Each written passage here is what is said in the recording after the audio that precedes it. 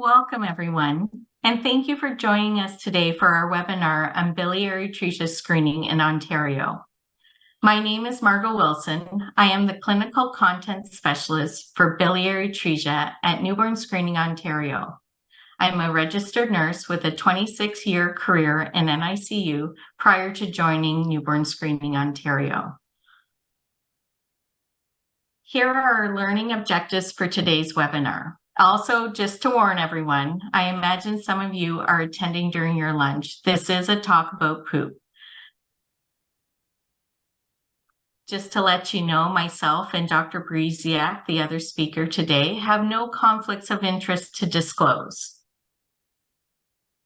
Just a little background on Newborn Screening Ontario. We are very fortunate in Ontario to have an extensive newborn screening program. We provide screening for newborns not only in Ontario, but also in Nunavut and Newfoundland. Over 30 rare diseases are screened for. The dried blood spots are tested and reported out of our lab based in Ottawa at the Children's Hospital of Eastern Ontario. We also have critical congenital heart disease screening and the risk factor hearing screening for congenital CMV hearing loss. Our latest program to launch, and why you're here today, is our biliary atresia screening program. Here's an overview of today's webinar. I will now hand the presentation over to our other speaker for today, Dr. Erica Brisiak.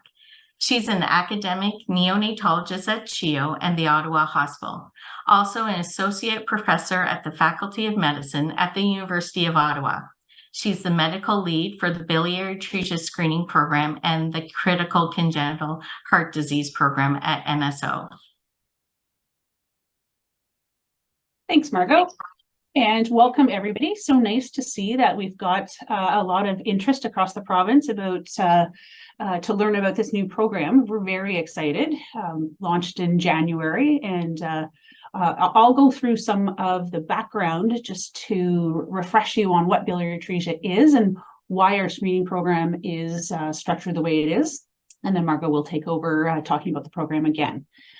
So biliary atresia is a liver disease, and it's a serious liver disease that presents in the pediatric time frame, and it is involving the bile ducts, and these bile ducts get progressively and completely obliterated, and this prevents the bile that is produced in the liver from draining into the intestines. It is unfortunately the most frequent cause of liver transplant and liver-related death in children as a result of this bile that gets caught up in the liver, causes inflammation, fibrosis, and eventually liver failure. And the incidence of biliary atresia varies. So, there are multiple different etiologies. We don't fully understand how biliary atresia happens, but there are several associations, and depending on where you are in the world, it can be quite common. Just over 1 in 3,000 live births in some of the Asian countries, but in Canada we're 1 in 19,000 live births, and in Ontario 1 in 16,000. We do know that preterm infants have an increased incidence, and they also tend to present a little bit later. There are different types of biliary atresia syndromes. There's isolated with no other findings. There's syndromic. There are associations with different viruses such as CMV. So this leads to the difference in incidence and also the different ways that biliary atresia can present and the different timings that we see it presenting. But one thing we know for sure is that babies with biliary atresia almost always appear healthy at birth, unless they're presenting with a syndromic form that has other apparent malformations or anomalies. These babies aren't sick right away. They could have very subtle differences in their conjugated bilirubin level, but that's something that's usually not done right at birth. And it's not until around 2 weeks of life that we're starting to see symptoms develop. Early symptoms include pale stool, And this is because that bile that's not draining out of the liver, is not getting into the intestine. And it's that bile that gives stool the pigmentation. And so without that bile pigmentation, the stool becomes progressively and at varying levels of pale color. The babies get a persistent jaundice, and when measured in the lab, this is a conjugated hyperbilirubinemia, and they also develop dark urine. So instead of having the nice clear urine, there'll be a darker color of the urine in the diaper. If not picked up early, this progresses on to ascites and a distended abdomen. They can have weight loss and failure to thrive, GI bleeding, irritability, and can present quite sick.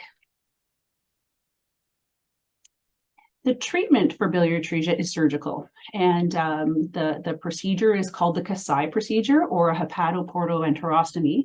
And this was first described in Japan in the late 1950s by a Dr. Morio Kasai, and not adopted into the Western countries until the 70s. But now it's the mainstay for treatment, and it involves taking out those obliterated, blocked bile ducts, and then taking a portion of the intestine, attaching it up into the liver, and then having that intestine reconnect to the rest of the duodenum to drain the bile out of the liver, trying to prevent that inflammation and fibrosis that occurs if you leave that digestive bile in there. And the timing of when this happens is key for best outcomes. So without having a Kasai procedure, children with biliary atresia will rarely survive beyond the age of 2 to 3 years, especially without a liver transplant. And even without surgical repair or liver transplant, liver failure will ensue and mortality is certain. And we now know that performing the Kasai procedure less than 30 days of age is the sweet spot, the optimal time for preventing this inflammation and fibrosis of the liver. And so how are we doing in Ontario and Canada? Well, unfortunately, not good enough. And so in Ontario, the median age at diagnosis of biliary atresia is just over 2 months, with the median age of the Kasai happening a few days after that. And 17% of our babies having the procedure over 3 months of age, and only a quarter of them having it less than 45 days of age. And across Canada, the story is similar. So only 8% of babies who are diagnosed with biliary atresia are having that Kasai procedure done less than 30 days of age. So we do have room to improve, and we need to find a way to detect these babies early and get them into the hands of gastroenterologists and surgeons to get that bile flowing out of the liver again. And so there are some current system challenges that are contributing to this late diagnosis. The first is that jaundice in newborn infants is common. A lot of babies breastfeed, and breastfeeding jaundice can last out to 2 to 3 weeks of age. And then there's a lack of awareness among some parents and even healthcare providers that jaundice that is persisting more than 2 to 3 weeks of age could indicate liver disease. And pale stool can also indicate liver disease. And, the Canadian Pediatric Society recommends that any baby who has jaundice beyond 2 weeks of age requires a conjugated bilirubin measurement. And then the last factor is that most well babies don't have a scheduled visit with their healthcare providers in this window of opportunity between 2 weeks and 2 months of age. And so this results in them having to manifest more symptoms before they present to a healthcare provider for investigation. Thank you, Erica.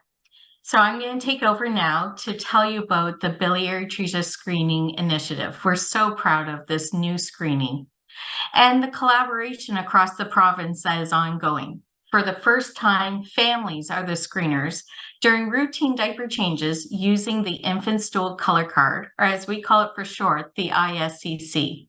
It's a simple, low-cost, non-invasive approach to identifying acolic stool or pale stool, an early sign of BA. Basically, during regular diaper changes, we're asking parents to note the color of the stool and compare it to the reference pictures on the infant stool color card. If they identify an abnormal pale color, number 1 through 6, they're directed to call us at NSO.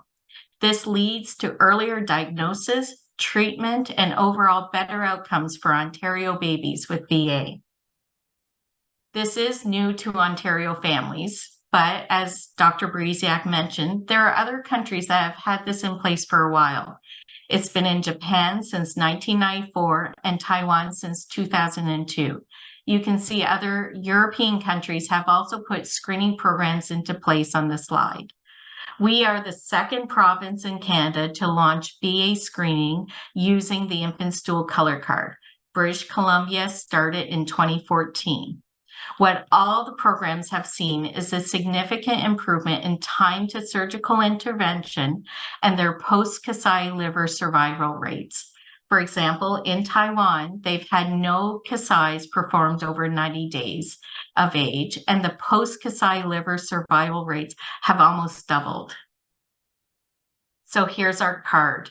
This card was developed to closely resemble the BC version for standardization.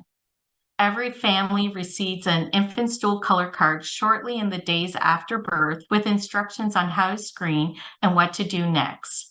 The card has 6 abnormal pale color images and 3 normal color images of stool for comparison, with instructions to reach out to Newborn Screening Ontario if they identify an abnormal pale stool color.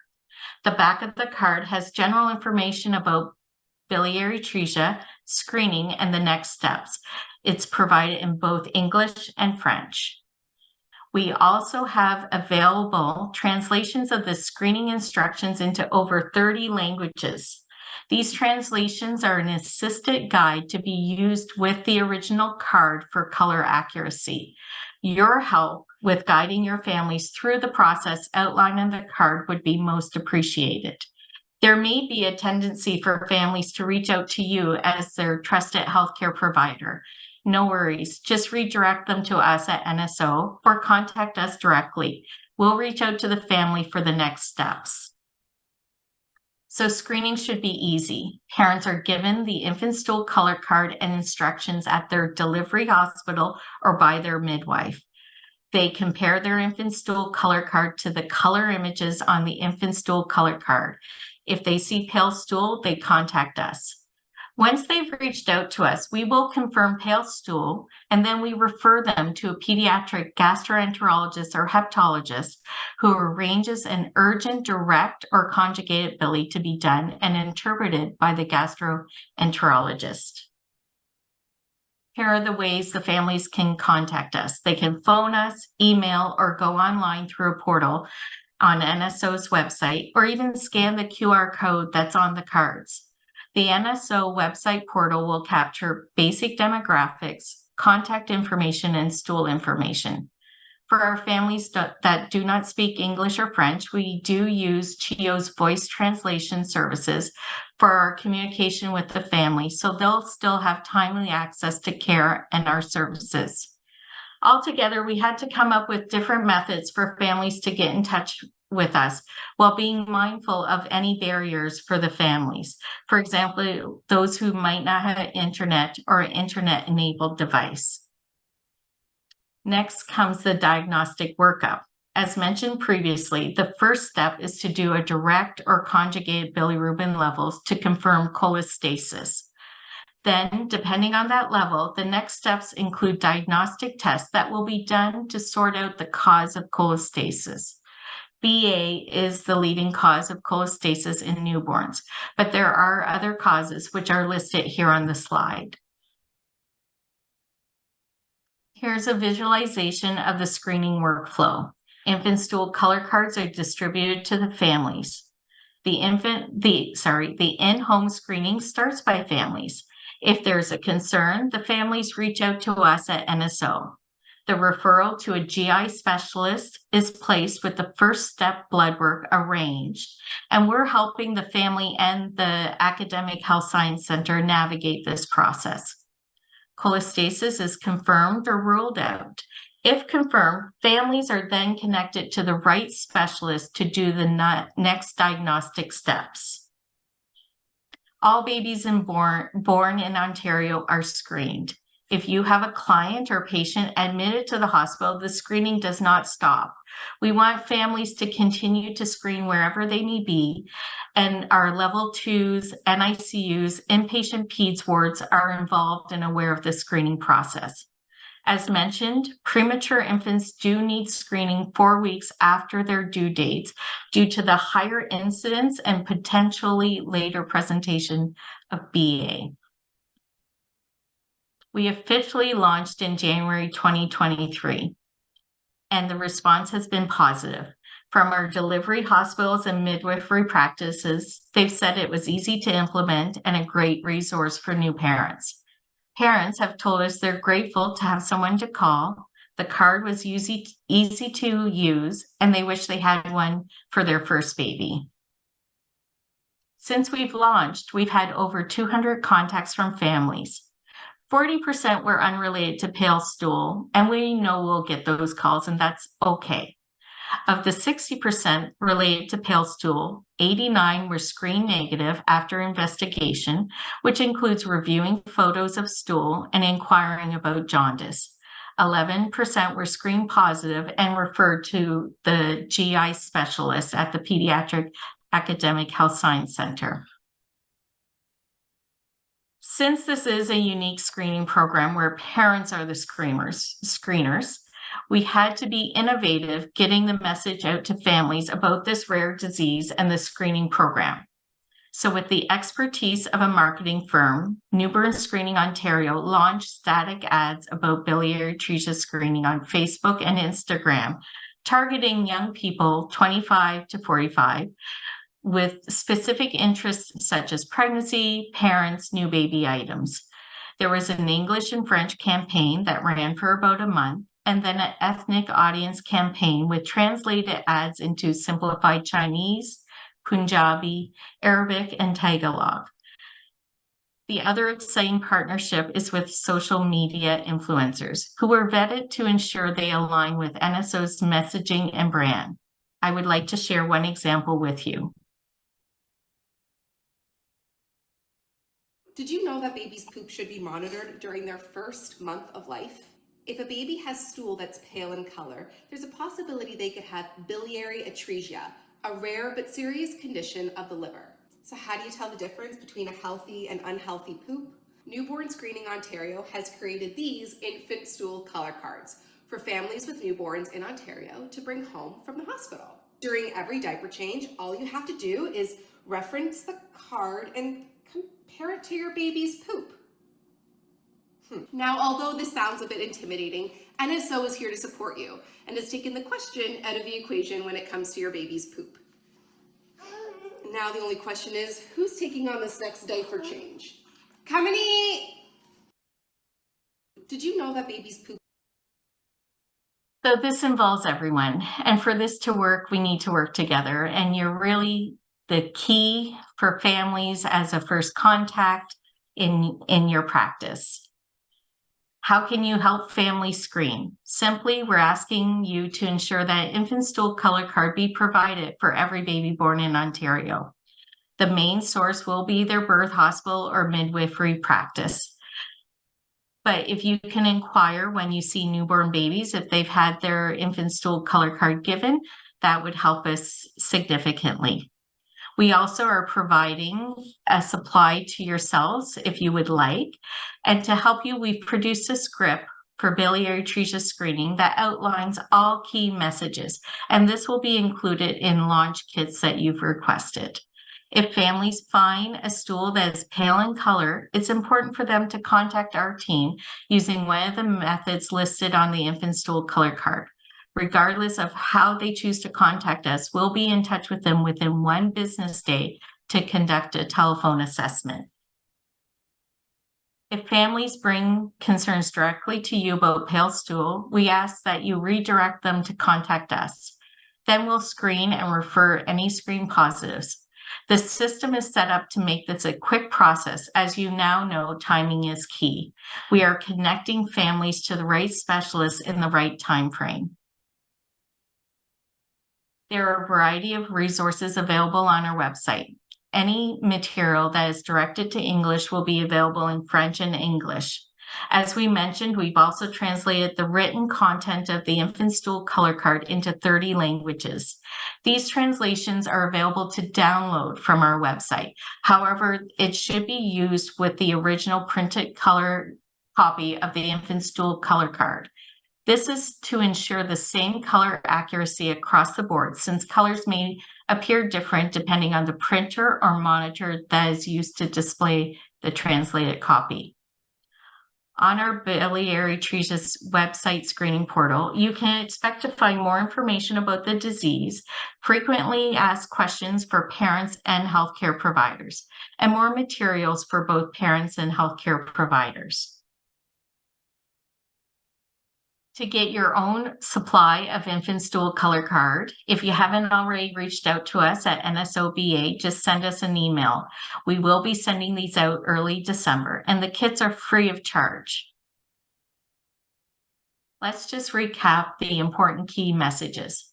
Families are asked to screen their baby's stool for 1 month after birth using the infant stool color card that's distributed to them. Families then should call NSO with any concern regarding their baby's pale stool color. For more information about NSO and the Biliary Atresia screening in Ontario, please visit our website. We're always updating content, and here is our contact information, and feel free to send our team an email if you have any questions. When identification and treatment start early, babies with biliary atresia can have a better chance to grow and develop normally. Thank you so much for your time today. I know everyone's busy, and your frontline contribution to Newborn Screening Ontario. We are happy now to talk and take any questions and explore this topic further.